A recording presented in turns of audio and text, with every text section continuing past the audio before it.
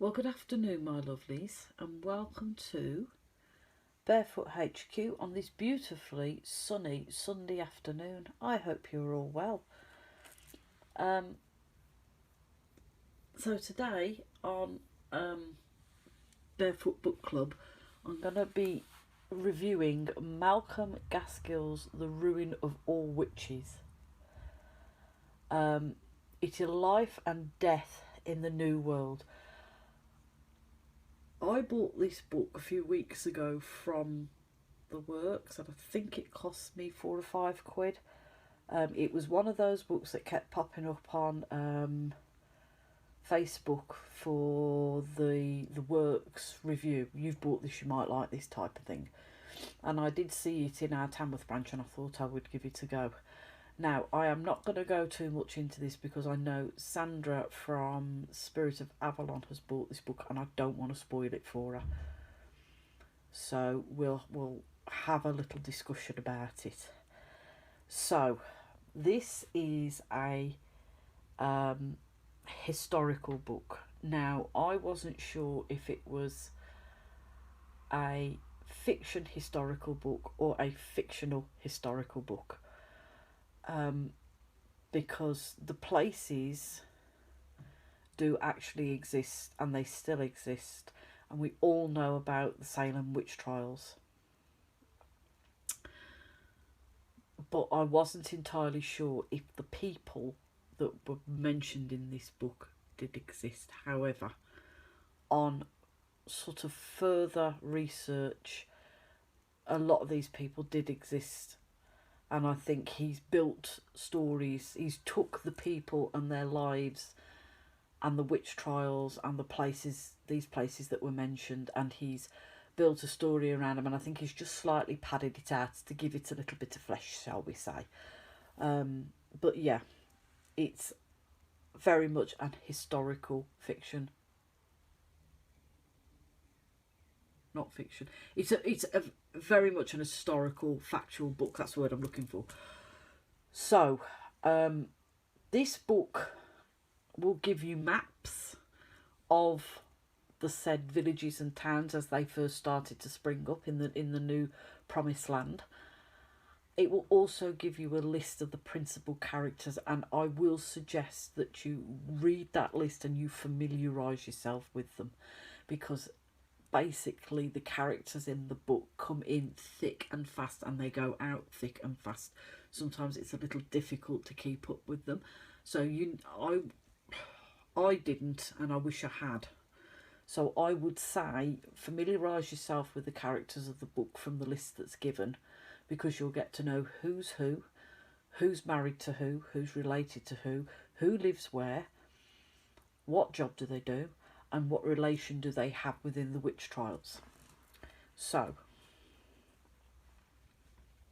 this book, when I started reading it, I thought, I'm going to have such a hard job with this. It's going to be one of these really long, laborious books, and I need to finish it, otherwise I won't know what happens in the end and it's going to bug me. Oh, how wrong was I. This book, I would say after the first 5 or 6 pages, once you've got settled into it,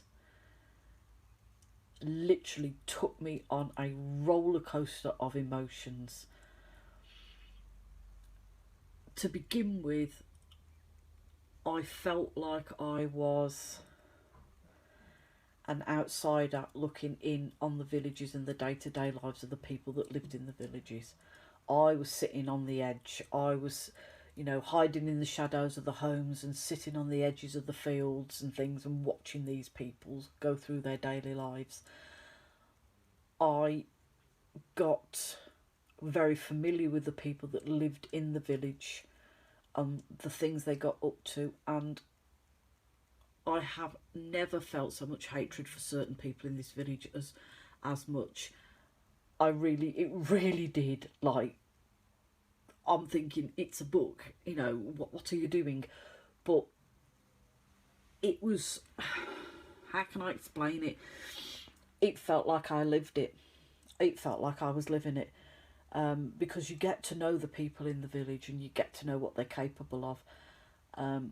And as you're reading this book, you're thinking, you're a bloody snitch, how dare you? But then on the other hand, you can understand why they did it, because at the time when the people were coming in from Old England into New England, sort of Salem and Springfield and Boston and round there, witch trials were quite rife in Old England, and it was coming over with people into the new land. And because life was hard and life was poor, and there was nothing else to do other than eat, sleep, work and pray, gossip was rife. And also a lot of the Puritan ministers put the fear of God into people, and they were frightened of doing things badly because they were frightened of going to hell and not to heaven. You also have to take into account factors like the weather, the seasons. So if they had a particularly bad winter and, you know, everything was frozen over and they couldn't trade, these poor people believed it was God had sent this weather to punish them. You also had to put in factors like sickness, diseases, and then other things like mental health that they didn't understand. Other things like epilepsy and fits that they didn't understand, that we now in the modern world would, but to them, because they were still living in the dark ages, shall we call it, they put it down as an act of God. The other thing that really, really rattled my cage was the trials. They took these innocent people and held what I can only describe as a kangaroo court, where they listened to the hearsays and the gossip of the village and determined whether somebody was a witch or not, and determined whether or not they needed to be punished or not. It is something now that would not happen in the modern day world. It is absolutely shocking. However, yes, this book took me on a roller coaster of emotions. Yes, it was a book that I couldn't put down. Yes, I would highly, highly, highly recommend it to other people to read. It's absolutely fascinating. And the nice thing about it is, when you've got to the end of the book, you have what I can only describe as like an aftermath of what these people were doing after the witch trials, what happened after the witch trials died down, who was doing what and who was doing and who was living where.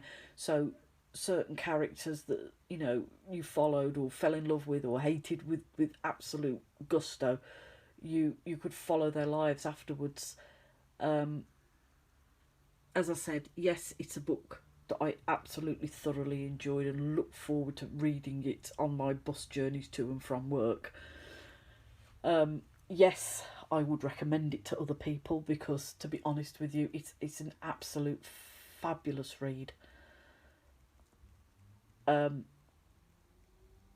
I can't say much more than that. Will I read it again? Yes, I would read it again. It won't go to the charity shops. I will generally pick it up again and read it, and it will probably be an easier read the next time round because now you've got used to your characters and now you've got used to what goes on. It wouldn't be so much of a trying to remember who's married to who kind of thing. But yeah, if you're looking for a good read and you're looking for a read that will take you back in time, drag you through the fields and through the houses and rag you around and leave you like, what the hell just happened there? Read this. Believe me, I read the reviews online and I was a bit like, maybe. But yeah, this is an absolute fabulous read. I can't stress enough how good this read was. It was thoroughly enjoyable. I mean, you can see by the state it's in now. I mean, that's been in and out of my work bag for the last 2 or 3 weeks. But yeah, if you want something to read and you want a good read, read Malcolm Gaskill's The Ruin of All Witches, Life and Death in the New World. And you will understand why the witch trials came about and how people were treated. It's it's brutal. It's not looking through the rose-tinted glasses. It is brutal. And you will know what happened to people and families that lived there. So, get yourself down the works, lovelies, or order it online. Pick this book up, settle yourself down and be in for a roller coaster of a read. It's brilliant. So, I'm going to leave you there, and I'm going to send you with much love and many blessings on this beautiful sunny Sunday afternoon.